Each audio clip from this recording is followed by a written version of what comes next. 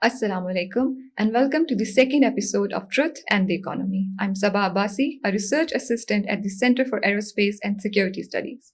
We are joined here today by Dr. Usman Chohan to discuss the economic situation in Afghanistan. Dr. Usman Chohan is an international economist and academic who is also one of the founding directors at CAS. Currently, he serves as advisor to President CAS on economic affairs and national development. Welcome, sir. Thank you for having me. So we would like to know that what is the economic situation in Afghanistan? To be very honest with you, the economy of Afghanistan is in very dire straits, and it's been so for about 4 decades. But right now, the circumstances, as we're getting more data, is very, very bad. So there has been survey work done extensively in Afghanistan that gives us indications of the desperation of the people there. They say that 9 out of 10 people returning to Afghanistan is in debt, perhaps 6 months worth of debt. Their population, if it were 40 million normally, has been increased by 10%. Imagine 10% more people just popping up in your country with 6 months debt on them. In addition, more than half of the people in the country right now are drinking from open source wells, no proper sanitation or water systems. The infrastructure has been devastated by decades of conflict. In addition, there is the issue of women participation in the labor force under this Taliban regime, which is basically de jure recognized by nobody. They have put a gender apartheid system, which we will talk about more. But it means that 1/4 of households in Afghanistan, because of war debt, is now run by women. And in gender apartheid, those households have no means of procuring a livelihood. So if 1/4 of your population is desperately poor because they cannot earn any livelihood, it adds to the crisis in society.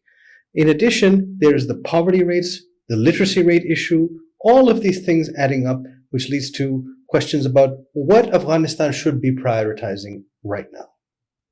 So as you have mentioned, given these conditions, is it sane for Afghanistan to create these regional crises through its irresponsible behavior? Precisely what I wanted to get to.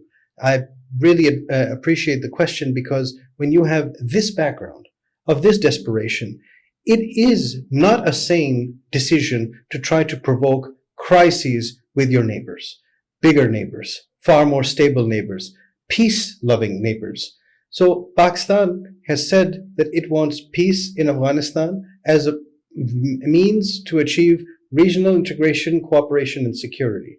That's why we have this geo-economic paradigm where Afghanistan is very, very important. Instead, the Afghan Taliban regime right now is sending its foreign minister to India right after a war. What signal are they trying to send? In addition, they say on one hand that they are in total control, and yet they say they cannot control rogue elements, dangerous elements like the TTP. And at the same time, this long-standing Afghan paroxysm of saying that they don't recognize sovereign borders. Well, then what if their neighbors stop recognizing their border? And if you're going to make racial causes to try to steal land from your neighbors, sovereign neighbors, why wouldn't they take your land? Shouldn't the Uzbeks take the Uzbek part, the Tajik part, Turkmen the Turkmen part? In addition, if your claim is on race, a racist claim, well, then there's more of your race over here than over there. So why should we go to you? Why don't you come to us? These kinds of things have already been laid out by the UN system. There is uti possidetis as a doctrine that the colonial inheritors, the new states that would come in a post-colonial world, would accept the borders that were signed by treaties before. This is a done deal. Any racist element, and we're a country that's so desperately poor, do they really have any room to be racist like that? It doesn't make any sense. And trying to provoke a bigger country by siding with another big country is a very damned approach. It's your straight path to damnation. So instead, I think that their regime needs to prioritize the welfare of its own people. In Pakistan, this has been a very key thing, that the economy is the most important thing, and all stakeholders are on the same page on this. And so all we need is a quiet region where everybody can at least tolerate each other, if not get along intimately, just tolerate each other and build their own economies. That is the way forward. And that's why I wanted to draw this parallel. So I'm grateful for that question. That if Afghanistan's economy is like this, then why is their attitude like this? There is a huge dissonance between the two. And that's a very insightful observation, sir. And also, what about the deeper socioeconomic questions like gender apartheid, the water crisis, Afghan reserves? I should begin with the water crisis one because in our region, broadly speaking, where I'm not talking of South Asia alone, but South and West Asia, there is a serious water issue. The government of Iran has said to the Tehranis, their biggest city, more than 10 million, possibly 20 million people, that there ain't going to be no more water here. So you have to work it out. The reservoirs of Iran are drying up. Of other countries, they're drying up. So the main causeways for water, which come through mountainous places such as Afghanistan or Kashmir, the water treaties that exist or understandings that exist are coming under strain. For example, in Afghanistan's case, they are trying to dam the Helmand River, and they're trying to create dams that have been projects on the table, which were not pursued because portions of Afghanistan and Iran were receiving water from this. If Iran, which has desperate water issues, is also not getting the source flow, which is its lower riparian right, if it's not getting it from Afghanistan, then probably the first country to go to war with Afghanistan in the future will be Iran. And Iran has expelled many refugees for their disloyalty, and manifested according to them in the Iran-Israel war, but also because they have become too much of a burden. Then there is Pakistan as well. Pakistan doesn't need the waterways from Afghanistan per se, but the Kabul River does come here. Our main thing is the Indus River, and you've seen the Indus Water Treaty being held in abeyance, which is a totally random thing. There's no such thing in the treaty, or abrogating or abeyance.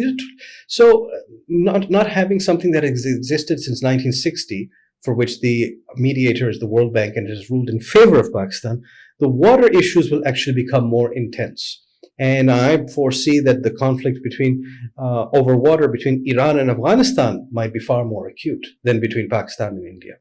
But Afghanistan says that, well, it needs water for its own people too. And at the same time, they have created a kind of pseudo economy where women can't participate in it. Women can't get literacy. Like half of your society becomes a separate class based on their gender. These kinds of things are monstrous to our sensibilities. In Pakistan, people who may be of a similar racial composition to some people in Afghanistan are thriving, getting their medical degrees, starting households, buying and doing investment. Like it's a totally different world for the same people of racial composition on one side of the border than the other.